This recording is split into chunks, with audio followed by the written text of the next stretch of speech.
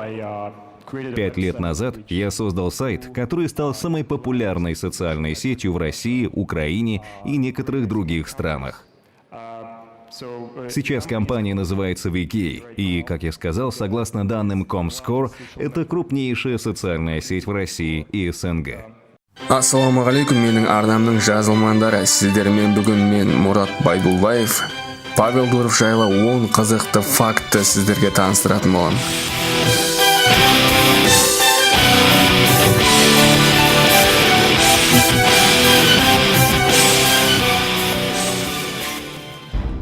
Павел Валерьевич Дуров, ресейлік кәсіпкер, бағдарламашы, долларлық миллиардер. ВКонтакте әлеуметтік желісін және Telegram кросс-платформалы мессенджері және де басқа жобаларды құрушылардың бірі. Бұрынғы ВКонтактенің бас директоры. Студенттік жылдары Ресей Федерациясы президенті мен Ресей Федерациясы үкіметі шәкіртақысының лауреаты. Потанин стипендиясының 3 мәрте лауреаты.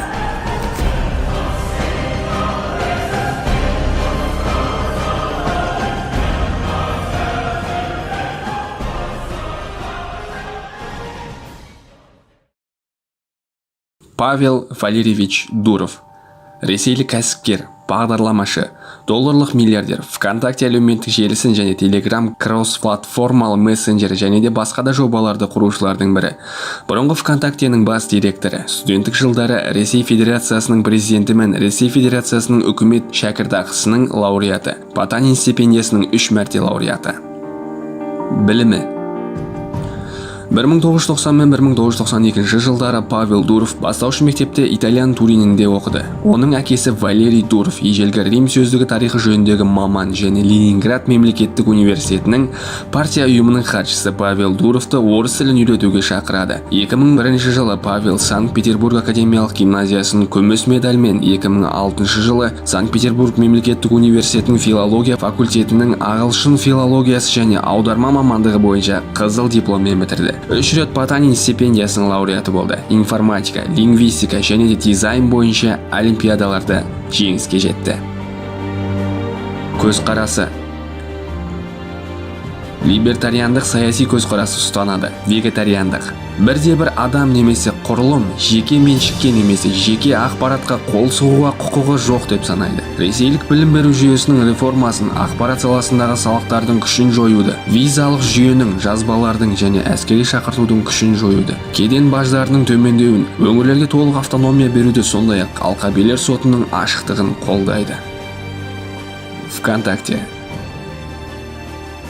Санкт-Петербург мемлекеттік университетінде оқыған жылдары студенттер үшін форумдар құрды. Оның базасына 2006 жылы ВКонтакте әлеуметтік желісі іске қосылды. Қазіргі уақытта 380 миллионнан астам пайдаланушы ВКонтактеге тіркелген. 2014 жылы Павел Дуров Иван Тавринге ВКонтактенің 12% үлесін сатты. Mail.ru Group бұған дейін United Capital Partners инвесторлық қоры әлеуметтік желінің 48% акциясын, оның негізін қалаушы Вячеслав Мерилашвили мен Лев Левиевтен сатып алу жөніндегі мәмілені жапты. 2014 жылғы қыркүйекте Mail.ru Group ВКонтакте компаниясының жалғыз иесі болды. Telegram жайлы. 2013 жылдың тамызында Павел Дуров жабық бастапқы коды бар Телеграмның тегін кросс-платформалы мессенджерін таныстырды. 2016 жылға қарай оны пайдаланушылар саны 100 миллион адамға жетті. 2017 жылдың маусымында Роскомнадзордың ақпарат тарату ұйымдастырушылардың тізіліміне мессенджерді енгізу туралы ұсынысының төңірегінде пікірталастар басталды. Бұған себеп Санкт-Петербург метросында лаңкестікті дайындау кезінде мессенджерді пайдалану туралы ФСБ мәліметтері оған негіз болды. Телеграм басшылығы терактта айыпталушы 6 адамның кілттер дешифрлеу үшін хабарламаларын Ресей Федерацияларының спецслужбаларына беруден бас тартты. 14 сәуір 2018 жыл Мәскеу соты Ресейде Telegram ресурстарына қолжетімділікті шектеуге қаулы етті. Бұғаттауға қарамастан Telegram медиаскоп мәліметтері бойынша аудиторияның 5-тен 1 бөлігін ғана жоғалтып, Ресейде жұмыс істеуді жалғастырды. Оның Ресейдегі орташа айлық аудиториясы 10 миллион адамды құрайды.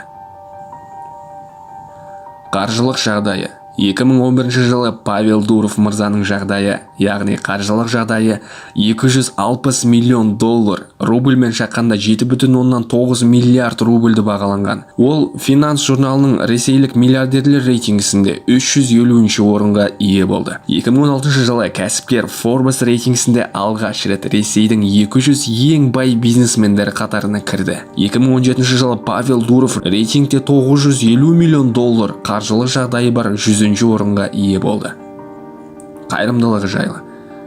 2010 жылы ВКонтакте қайырымдылық ұйымдастыруымен ынтымақтаса бастады. Жобаға 2 бастама қатысты. Біріншісі жылы үй және екіншісі балаға мереке сыйла бағдарламасы. Қайырымдылық мақсаттарымен әлеуметтік желі арқылы Дуров мырзаның салынған ит түріндегі 45 мың сыйлық сатылды. 2011 жылдың желтоқсанында Павел Дуров бизнесмен Юрий Миллермен бірге интернет стартаптарды қаржыландыру үшін Start Fellows жобасын іске қосты. Әрбір жобаны дамытуға 25 мың доллар бөлінетіні хабарланған болатын. Кітабы жайлы.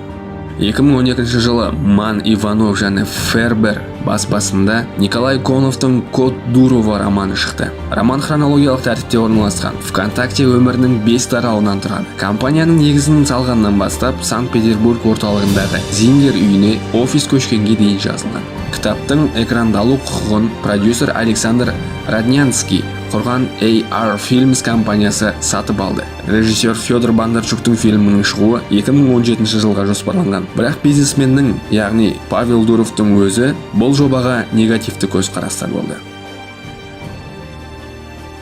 Қылмыстық іс. 2013 жылдың 9 сәуірінде интернетте Павел Дуровтың жол көлік оқиғасына қатысу туралы ақпарат пайда болды. ДПС инспекторы кейіннен Дуров мырзаны танып, оқиға орнын іздестіріп, ізін суытқан апатқа кінәлі деп тапты. 16 сәуірде әлеуметтік желі кеңсесінде Павел Дуровтың пәтерін тінту жүргізілді. 7 маусымда Ресейдің іздестіру комитеті инспекторды қағып кеткен Мерседес рөлінде Павел Дуров болғанын растады. Алайда қылмыстық қудалау әкімшілік құқық бұзушылық туралы кодекс бабы бойынша істі қайта саралауға байланысты тоқтатылды. Эмиграция. 2014 жылдың 22 сәуірінде Павел Дуров TechCrunch порталына берген сұхбатында шетелге кетіп Ресейге қайта оралмайтынын хабарлады. Ол өкінішке орай бұл елде интернет бизнесті жүргізу мүмкін емес деп атап өтті. Бизнесмен Сент-Китс пен Невис Кариб бассейнінде аралдық мемлекеттің азаматтығын алды. Сент-Китс және Невис паспорты Шенген, Ұлыбритания, Канада, Жаңа Зеландия, Швейцария, Оңтүстік Корея және Жапонияға визасыз кіруге мүмкіндік береді. Сіздерді Павел Дуров жайлы 10 фактімен таныстырған мен Мұрат Байдуллаев. Егер біздің елімізден де осындай ірі тұлғалар шықсын деген тілекті білдірсең, лайк басып менің арнама тіркеліп қой. Және қасында қоңыраушаны басып, келесі видеороликтарды өткізіп алма. Көріскенше.